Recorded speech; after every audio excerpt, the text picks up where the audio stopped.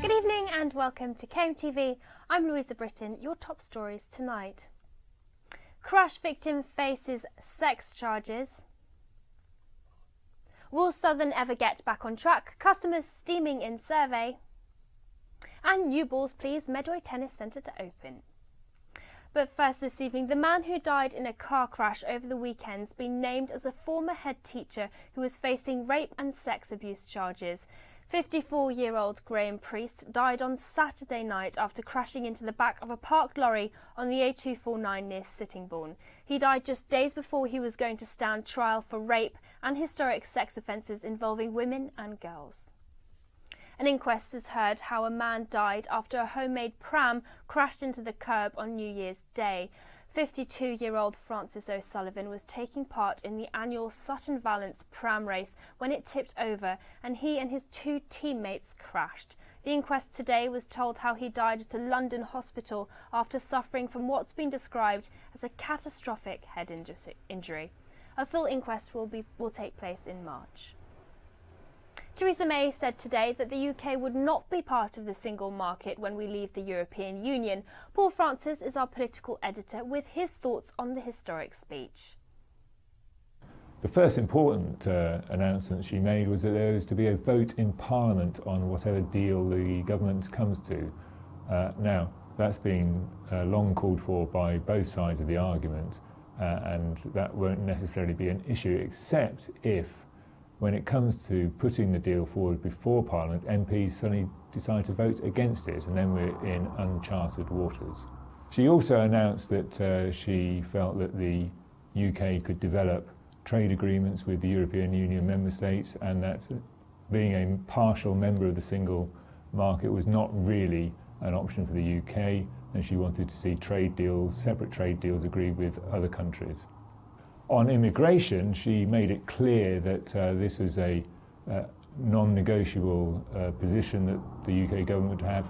It wanted complete control over who was coming in to the country and wanted control of its borders, which will reassure those who perhaps feel that she's been less than clear in terms of what she intends to do on immigration. Although what we didn't get today was an actually precise number of people she thought would be appropriate to come into the UK. A mother shared heartbreaking footage of her daughter writhing in pain from an undiagnosed illness. Kirsty Keep from Maidstone has been ill since she was bitten by a tick at the age of 12. Similar footage was released by her family last year, and they were able to raise enough funds to get her to the US for special treatment.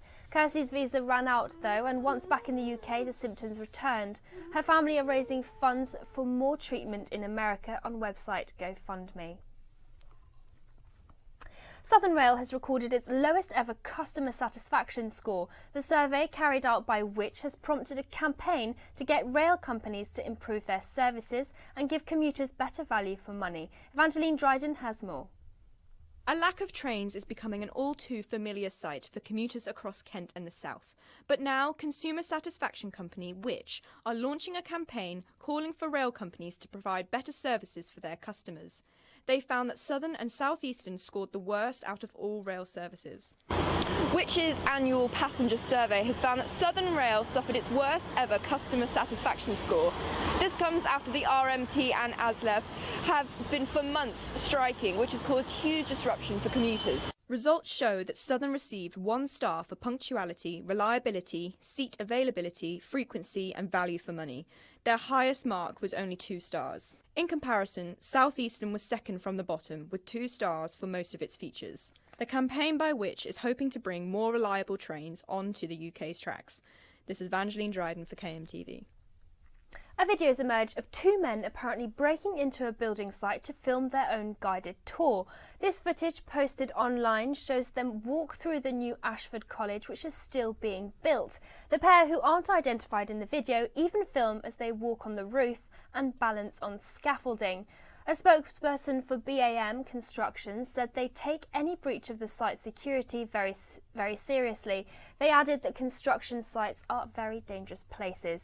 It's understood the video has been reported to police and officers are investigating. And finally, the Sir Andy Murray effect seems to have taken hold of Medway. A new £8 million tennis centre is set to open in Gillingham. Avenue Tennis is the first of its kind in the county, with almost 20 indoor and outdoor courts. It won't officially open until the end of March, but people have already signed up to become members. Colin Jarvis is the chairman. I've been playing tennis since I was 15, amongst other sports, football and all sorts of sports. But I got back involved with Avenue Tennis in Gillingham, the existing Avenue Tennis, which is in between 1st and 2nd Avenue, Gillingham. They asked me to get involved 15 years ago because it was a dying little club, and I took it over and invested into it, and we got it successful. And we had youngsters being trained all of the time there, and I could see a massive need for all the children in Medway to have the opportunity to play tennis. So I've been looking around for quite a few years to get a site, and we finally managed to find the site, and we've now got this fabulous facility. We've got coaches in place to actually train children for the future. And just before we go, here's Bill Glarker with the weather.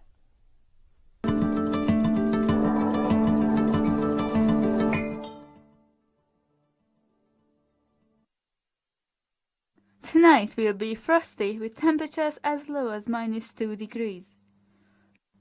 Wednesday morning we'll see some sunny spells across the county with temperatures between 0 and 3 degrees. The afternoon will be cloudy with a slight increase in temperatures. We'll be back again tomorrow with all the latest stories from across your county.